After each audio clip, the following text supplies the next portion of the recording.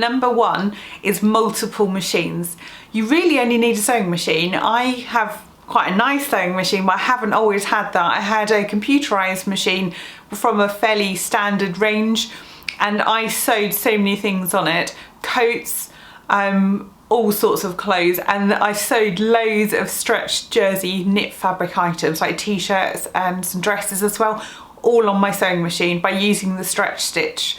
And what you can buy now is the Mariflex thread, which means it has a bit of elasticity in it, so you can use a straight stitch. So this means that you don't necessarily need an overlocker or a serger. Okay, that does neaten things up and it trims the seams, but it's not necessary. It's a nice add-on, but it's something that I've used my sewing machine more than I have my overlocker. So I would say the first thing you do if you have a sewing machine, possibly an overlocker or a serger, but that's it. You do not need a cover stitch machine, and you do not need multiple sewing machines. If you get one good machine, it should do everything for you. Number 2 is patterns in your size. I have a drawer rammed full of patterns which I need to declutter, and that is on my list to do this week. And a lot of them are no longer in my size range. I was given some patterns which I was slightly out of that size range when I got them, and now I'm perhaps even more out of that range. And so grading up isn't as simple as just adding on, because it does affect the shape. So I think those ones I will be donating and passing on to a good home. I also have some patterns where years ago I used to cut them to size. I'm no longer that size anymore, so they will be going as well, because it's taking up room. I can't fit, if I buy a new pattern now, my drawer, I'll insert a clip, but my drawer is absolutely rammed full. There is no more room. So if I get rid of the patterns which I'm not going to make again, for whatever reason, whether I've made them before or they don't fit my body, or they're not my style, I'm just going to free up the space. And it just means rather than having a drawer full of patterns and then another drawer full of patterns that I will use, I limit it. So I'll just have one. So it's again that container concept of, if I can't fit anything else in there, then I need to declutter and see how I can make that room. Number 3 may be a bit controversial for some of you, and that is the green press. I think there are blue ones as well, but I have the green hand press for studs and rivets and that kind of thing. I think unless you're a bag maker, certainly for dressmaking, this is not something that you absolutely need.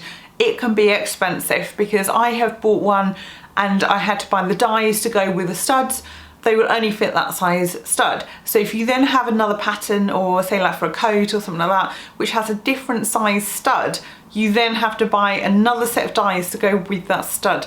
So I have about 3 sets of dies, and I bought a pattern recently for a gilet which had some pressed studs on, but the dies I have are not big enough or not small. They're the wrong size for the studs required for this pattern. So it would then mean that I have to buy another set of dies, and they are not cheap. They are around sort of £15-ish. Each time, so you're adding that on to the cost of your item. So I would say go for the manual ones with a hammer, and I've made a whole raincoat just using a hammer and banging them in, and they have not popped out and they've been absolutely fine. So okay, it's been nice luxury, easy to use, but it's not something that you need.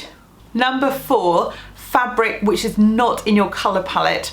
If you have fabric, if you know what your colour palette is, and you have a load of fabric which is not in your colours, and the colours that you typically wear and enjoy, they will just sit there, and you will open up your cupboard or your drawer and you will see that fabric. You will not reach for it because it's not something you want to make.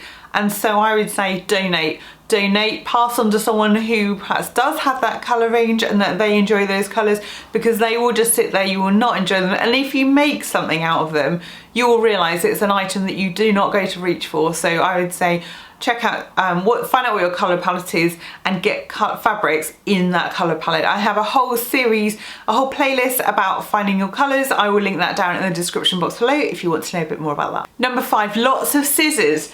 Now I would say 1 pair, these aren't that great like quality because they actually came free with a machine that I had a few years ago, but I have 1 pair for fabric, 1 pair for paper. It's important that they look different.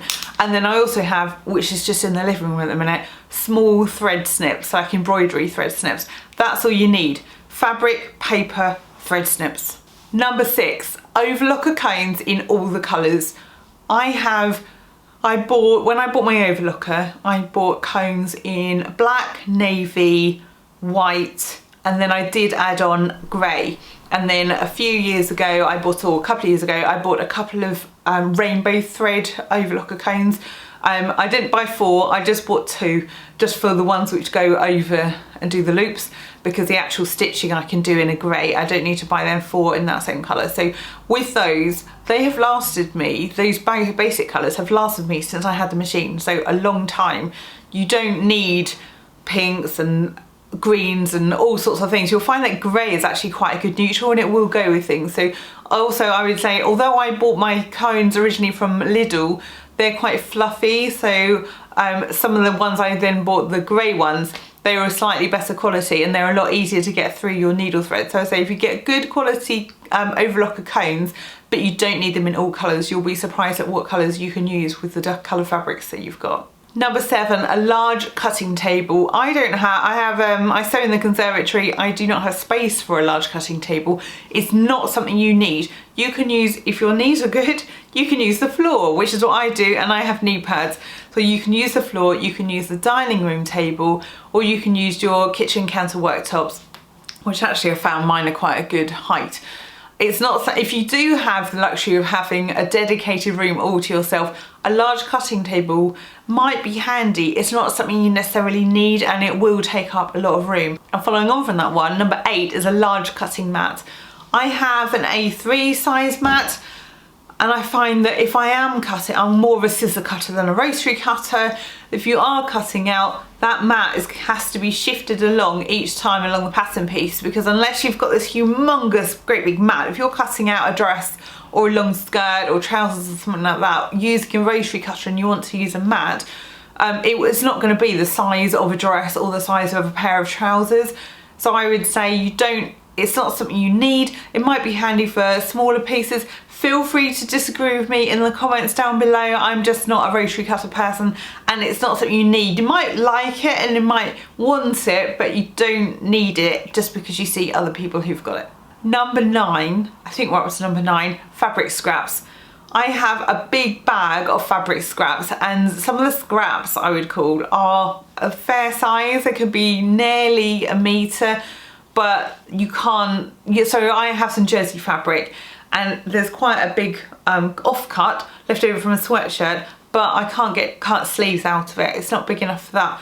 And so what am I going to use it for? And I realise that I'm just keeping it. It's taking up room in my drawer, and there's others where I've got like 1/4 of a metre. And the fabrics aren't compatible with each other, so you can't put them together and mishmash a item.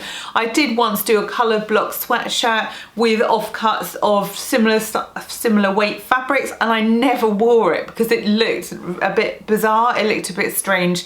So I would say fabric scraps, donate, or like I do, I put them in a bag and I take them to the textile recycling bin and they just get recycled. It means it frees up so much space and then you haven't got these things where you think is the mental load as well of thinking, I need to make something with that, I need to have that as another project, what can I use it for? I've got no room for this fabric that I've got because I've got all these other scraps. Just get rid, and it frees up space in your head and it frees up physical space as well. Number 10 is fabric from 5 years ago.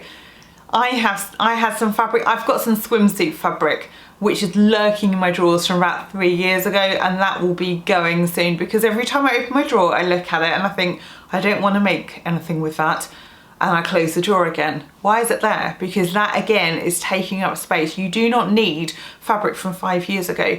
Either make it into something or donate it or sell it on, free up that space. By looking at it, it's a reminder of perhaps the money you spent, or the fact that somebody's given it to you but you feel guilty and but you haven't made it into anything, and what good is it? Whereas somebody else could make use of it, or it can just be environmentally friendly and just recycled into something else. Number 11, rolls of interfacing. I have interfacing, but I would buy a couple of meters at a time. I just have it folded up and put away somewhere. If you buy the rolls, unless you're making a coat a week, it will sit there, and after a while the adhesive will go and it won't be as sticky, and if you turn your iron up you'll find it will stick more to your iron than it will to the fabric. So you do not need rolls of interfacing, because it won't last you. You won't think, I'll buy this and this will do me forever. No, because it will go off and it just won't stick and it won't do the job that it needs to do. So just have a minimum number of like meters or yards, but I would not recommend having rolls and rolls of it unless you're a shop or something. Number 12, fancy buttons. I had buttons and they were from craft sets, and then buttons that I'd snipped off items which before going to be recycled or shredded, and I had all sorts of buttons. And then when I came to make a shirt, I didn't actually have buttons for a shirt because they were like really big, or they were like 4 buttons, but I needed 6 to 8 buttons. So what I would say is, if you want to have a stash of buttons, have them in sets. So have a set of 8 buttons, whether it be in black or in navy, or if this, you always make, say, like pink items, and you know that's the kind of thing, the colours that you go for, or grey or something like that. Have a set of buttons, and like a bog standard set of buttons in your stash ready. But also quite often, once you've got your fabric, it's nice to then go and buy buttons specifically for that fabric. So I would not say to go and stash and hoard up on buttons, because that is one of the last things you do when you're making something like a shirt. So there's always time. If you start to make an item, there is time once you started it to actually go out and buy buttons which are going to match your fabric. And again, takes up less room. On a similar theme, number 13, bright coloured zips. I was given some zips by somebody and they're not invisible zips, they're not concealed zips, so I don't have any use for them, and they will sit there. And I also bought a job lot, which I can't remember, I may have donated now, but I bought a job lot of bright red zips, and they were like big chunky zips. So I don't know why I got carried away on an online auction one time. And so I think I did get rid of those, because if you know, again, going back to colour palette, if you know the kind of colours of fabrics and items that you make, have some zips which go along that. So I would gravitate to more navy items and blue things. That's my favourite colour, is blue, and in my colour palette as well. So I would have navy zips, black zips, and possibly a grey zip, maybe in 2 lengths. So we could have like a couple of trouser zips and then some long zips which are suitable for a dress. That's really all you need. You don't need all the zips in all lengths and all sizes and colours. Because they'll just sit there, and then when you do need a zip, you'll find that you don't have the one that you need. Number 14 is fancy pattern weights. I use pebbles, which I shouldn't have done because I would not recommend taking them from the beach. They were just sort of as and when I got a stone here, but I have used my mobile phone, you know, like a shoe, anything that is close by, anything that's heavier than your fabric, use that. I would not go out and make, I mean, if you find enjoyment out of that, but I can't think of anything worse to do than sit there and making pattern weights or spending money on buying pattern weights. Just use what you have. Number 15 is a polyester mix fabric. Anything, I made a top with some fabric that was given to me, and I felt sweaty the moment I'd made it and put it on, and it was just, I just thought, I'm not gonna wear this. It was like a summery top, but it had a polyester mix in it, and it just really wasn't pleasant. So unless it's something that you can put a cotton layer underneath, I would not recommend polyester fabric, unless a lining. I would get away with a lining fabric with a polyester in it, but anything else I would go for natural, go for a breathable fabric. Number 16, crafts you no longer do. Crafts you tried once, but you no longer do. Whether that will be cross stitch, crochet, wool, card making, any of those. I'm sure everybody has a stash of things that they tried once and they no longer use. Again, you don't need it. You do not need that to stay there. Pass it on to somebody else, donate it, recycle it, free up space for the hobby that you've actually got and that you're actually doing and get enjoyment out of now. 17, felt.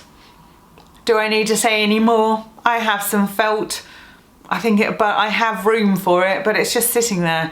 I did some sort of Christmas crafts. Unless you're into like handicrafts, do we need felt? Number 18, flimsy sewing rulers. I had some rulers which, you know, if they bend at all or they're slightly chipped, they won't give you accurate measurements if you're drawing lines and curves, or you just want something to weigh it down, and it's like a flexible thing. I have a ruler now which is from years ago. It's not a sewing ruler, it's just a normal straight ruler, but it's not good. I also have another ruler where the markings have worn off, so it's not accurate. It's okay for the shape, but not for actually measuring seam allowances or anything else. So review what sewing rulers that you have and the tools that you have for drawing or tracing, for cutting out lines, and if they aren't accurate, it's time to refresh and get new ones. Number 19, old tape measures. Tape measures do stretch over time. If you think when you're putting them round yourself and you're pulling them fairly tight, you're checking your body measurements, there is that little bit of stretch, and over time they will stretch out and they won't be that accurate. So there's no need for old tape measures. Number 20 is a chalk hem marker, and you're probably thinking, what on earth is one of them? I have done a whole review video about my chalk hem marker and I have not used it in years. I mean, it's a good tool for one very specific job of getting a straight hem around something, but it's not easy to use. They're really badly made. The foot of mine comes off constantly and it just stands there in the way, and when you're puffing with the little puffer to try and get the chalk out, chalk doesn't always come out. So then there should be an easier design one, but you do not need it. It's maybe okay for one job, but you can get by without something like that. 21, erasable pens. I don't think I've ever used erasable pens, but I know a lot of people do, and some people have said when you iron things, sometimes those pen marks can come out again and they are not completely erasable, so you don't need them. I just go off chalk, and you can get chalk pencils and little chalk pens, and they can be more accurate than just the tailor's chalk, but I tend to use a tailor's chalk, snap it, and I get a nice sharp line, and then I know it rubs out and it's gone. Once it's been washed or ironed, that's it, that chalk line has gone. Number 22, and I'm talking to myself here, numerous notebooks. I had a clear out in my sewing room a couple of years ago and I found at least 7 unused notebooks. I think we're all a sucker for nice stationery. I know I am, but one notebook possibly to put notes in about patterns and what you've made, but you don't need loads and loads of notebooks, because again, they take up a lot of space and then you can't keep track. Keep everything in one space and you know what you're doing, where everything is. Number 23, the top of the range iron. I have seen some irons where they have a big like steam thing, and it comes down, it's on a stand, like almost like a medical drip, and it comes down and then you can iron from that. I mean, I just use a household iron. As long as the iron works, I think that's all you really need. If you have lots of extra money and you want something fancy, yeah, by all means get one of these big tanks on a stand, but you don't need it. Just a regular household iron will be fine. Number 24 is sewing magazines. I think in recent years they've just become an expensive way of buying pages of adverts. Occasionally they'll get, you know, you might get a half decent sewing pattern. It's not always necessarily going to be in your size or your style, or sometimes they stuff them in the bag with the magazine and you can only see the pattern on the top. You can't see, there's 3 patterns free with the magazine. You can't see what those other patterns are without ripping open the packaging and having a look.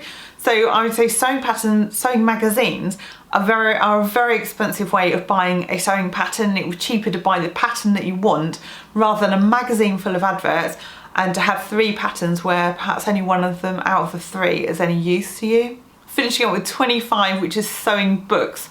I have some sewing books, tutorial books. Do I use them? No. Did I look through them when I bought them? Yes, briefly, and I thought I would use them, but I don't. I'm more of a visual learner and I would learn through watching videos or seeing things online on my phone as a reference, which is always there on a phone or a tablet, not rummaging around for a book and leafing through and trying to find reference points. I find digital things a lot easier to reference than just a hard copy of a book. I hope you found this useful and that it will save you space and your time, and it will just make your sewing life more enjoyable. Feel free to disagree with me in the comments down below, and I will see you next time.